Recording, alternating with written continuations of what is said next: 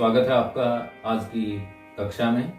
और प्यारे बच्चों, ईएमसी की आज की कक्षा में हम आपसे बात करेंगे पिछले दो जो उद्यमी क्षमताएं हैं उनके बाद की जो तीसरी क्षमता है उसके बारे में। पर उससे पहले पिछली दोनों क्षमताओं के बारे में आपसे बस थोड़ा थोड़ा चर्चा जरूर करना चाहूंगा, ताकि आज जो बात हम कर रहे हैं उससे हम आगे की बात जोड़ करके चल सकें। शुरू में ईएमसी का परिचय हमने दिया, उसके बाद हमने बात की उद्यमी क्षमताओं। और उद्यमी क्षमताओं में सबसे पहले हमने बात की बड़ा सोचना। जी हाँ, बड़ा सोचना। और उसके बाद कल हमारी बात हुई थी ट्राई न्यू एंड चैलेंजिंग, यानी कुछ नया और चुनौतीपूर्ण। और जब आपने बड़ा सोच लिया है और उसको किसी नए तरीके से, चुनौतीपूर्ण तरीके से करने का इरादा है, तो उसके बाद बात आती है एक नई क्षमता पैदा करने की, और वो है अवसर पहचानना। अवसर पहचानना, मौके की तलाश करना और मौके के अनुसार ही अपना काम करना, यानी अपने लक्ष्य की ओर आगे बढ़ना। बहुत जरूरी हो जाता है अवसर के अनुसार ही काम को करना, यानी सही मैनेजमेंट। अपने काम को पूरा करने के लिए एक सही तरीके से आगे बढ़ना लक्ष्य की ओर आपको लेकर के जाता है। हमेशा की तरह हम एक कहानी से आपको समझाते हैं। एक बार एक बालक था और अपने गुरु से उसने प्रश्न किया, गुरुजी आप मुझे ये बताइए, मुझे अपने लक्ष्य की प्राप्ति कैसे हो सकती है। गुरुजी उस समय चुप रहे, उन्होंने शिष्य को कुछ नहीं कहा और कहा कि मैं आपको अवसर आने पर बताऊंगा, मौका आने दो, मैं बताऊंगा। शिष्य रोज शाम को गुरुजी के लिए पानी लेने के लिए नहर पर जाता था। उस दिन शाम को गुरुजी ने उसको पानी लाने से मना कर दिया। उसके बाद जब देर शाम हो गई, रात हो गई, तो गुरुजी ने उसे बुलाया और कहा, बेटा जाओ, अब नदी से पानी लेकर के आओ। बालक हैरान, शाम को तो पानी लाने से गुरुजी ने मना कर दिया था, अब अंधेरे में पानी लाने को कह रही हैं। लेकिन गुरु आज्ञा तो ठहरी। खैर, गुरुजी से बच्चे ने लालटेन ली और झोंपड़ी से बाहर निकला। पर जब उसने बाहर का अंधेरा देखा तो वह डर गया और वापस आया और गुरुजी से अनुनय विनय करने लगा। हाथ जोड़कर कहा, गुरुजी कल सुबह कर लेंगे, कल सुबह मैं आपको पानी ला करके दे दूंगा। पर गुरुजी ने मना कर दिया। इसके बाद फिर बालक ने गुरुजी से प्रार्थना की, गुरुजी रहने दो ना, सुबह कर लेंगे। तो गुरुजी ने कहा, क्या बात, अंधेरे से डर लग रहा है? तो बालक ने कहा, जी गुरुजी। क्यों, आपके हाथ में लालटेन नहीं है? अरे भाई, चारों तरफ अंधेरा है तो आपके पास रोशनी भी तो है। खैर, किसी तरह से बालक को हिम्मत दे करके गुरुजी ने पानी लाने के लिए भेज दिया और कुछ समय बाद वो बालक पानी लेकर के आ भी गया। जब बालक पानी लेकर के आया तो उसने गुरुजी से प्रश्न किया कि अच्छा गुरुजी, अब देखो मैंने आपकी बात मान ली और मैं नहर से पानी भी ले आया, अब आपकी बारी है, आप मेरे प्रश्न का उत्तर दे दीजिए। आपने कहा था कि मैं आपको प्रश्न का उत्तर दूंगा, मैं सुबह से परेशान हूं, अब आप मेरे प्रश्न का उत्तर दीजिए। आपने कहा था समय आने पर, अवसर आने पर दूंगा, पर आप मुझे उत्तर दीजिए, मैं परेशान हूं। तो गुरुजी ने कहा, मैं तो आपको उत्तर दे चुका। शिष्य की समझ में नहीं आई। उसने पूछा, गुरुजी कैसे?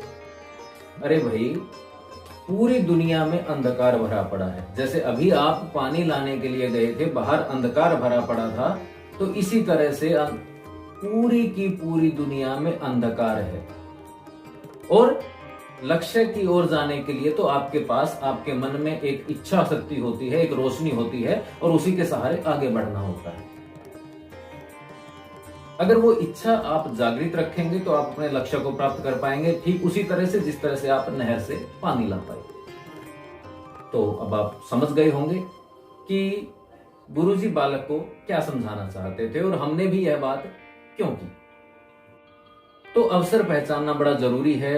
अगर आपके पास एक लालटेन की रोशनी है, अर्थात संसाधनों की कमी है, तब भी आपको जो वर्तमान में आपके पास है उसी के सहारे अपने लक्ष्य की ओर बढ़ने का प्रयास करना चाहिए। भविष्य का इंतजार नहीं करना चाहिए कि कोई नया मौका, बड़ा मौका आपके पास होगा, संसाधन ज्यादा होंगे तब आप उस काम को करोगे। ऐसा भी एक प्रसंग आपको मैं सुना देता हूं। एक बड़ा होनहार विद्यार्थी था और हर कोई उससे दोस्ती करना चाहता था, पर वह बालक बड़ा कर्तव्यनिष्ठ था, पितृभगत था। एक बार एक बालक ने उससे मित्रता का प्रस्ताव रखा, तो उस बालक ने मना कर दिया और कहा कि मैं अपने माता पिता से पूछे बिना कोई काम नहीं करता, और अगर आप मेरे से मित्रता करना चाहते हैं तो आप शाम को मेरे घर आ जाइए, मेरे पिताजी से बात कर लीजिए, अगर वो अनुमति देंगे तो मैं आपसे मित्रता कर लूंगा। शाम को वह दूसरा बालक उसके घर पहुंचा और उसके पिताजी से बात की। तो उसके पिताजी ने कहा, बेटा देखो ऐसा है, अगर आप मेरे पुत्र से मित्रता करना चाहते हो तो आपको मेरी एक छोटी सी शर्त माननी होगी। तो उसने कहा, जी बताइए मैं क्या करूं। इस पर उस बालक के पिता ने कहा, तुम्हें एक काम करना होगा, मैं कल सुबह बारी बारी से 3 बैल अपनी पशुशाला से बाहर छोड़ूंगा और तीनों में से किसी एक की पूंछ को आपको हाथ लगाना होगा।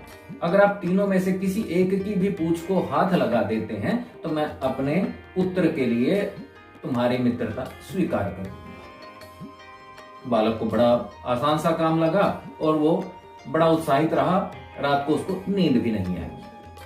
सुबह निश्चित समय पर वह बालक उनके घर पहुंच गया, पशुशाला में गए।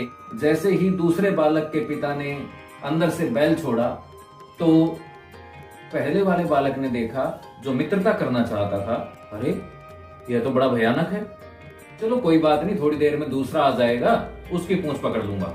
इसके थोड़ी देर बाद जो दूसरा बैल छोड़ा गया तो वह भी बड़ा खूंखार दिखाई देता था। ऐसा लगता था कि अभी अपने सींगों पर उठा करके सामने वाले को पटक देगा। तो बालक डर गया, नहीं नहीं कोई बात नहीं, अभी तीसरा आएगा और मैं तीसरे को पकड़ता हूं, तीसरे को देखता हूं और उसकी पूंछ को हाथ लगाऊंगा। वह बालक फिर इंतजार में बैठा रहा, फिर अवसर का इंतजार करने लगा और कुछ समय बाद तीसरा बैल उस बालक के पिता ने अंदर से छोड़ा। तो वह बड़ा उत्साहित हुआ जब उसने देखा कि वह बैल बड़ा दुर्बल था, कमजोर था और धीरे धीरे चल करके आ रहा था। तो उसको लगा कि हाँ, अब हमारी दोस्ती पक्की, अब इस बैल की पूंछ को तो मैं हाथ लगा ही दूंगा। लेकिन जब वह बैल उसके पास आया तो उसने देखा उस बैल की तो पूंछ ही नहीं थी। अब उसको बड़ा पछतावा हुआ। तो उसको तो पछतावा हुआ, पर हमारे लिए जो समझने की बात है वह यह है कि अगर वह बालक सुबह से जो बैल छोड़े जा रहे थे पहले के साथ ही प्रयास करता तो अवश्य उसको सफलता मिल जाती। लेकिन वो एक अवसर छोड़ा, उसने दूसरा अवसर छोड़ा, फिर वो अवसर पर अवसर की तलाश कर रहा था, इंतजार कर रहा था और उसके चलते उसने सारे मौके गंवा दिए, यानी वो अपने लक्ष्य को प्राप्त नहीं कर पाया।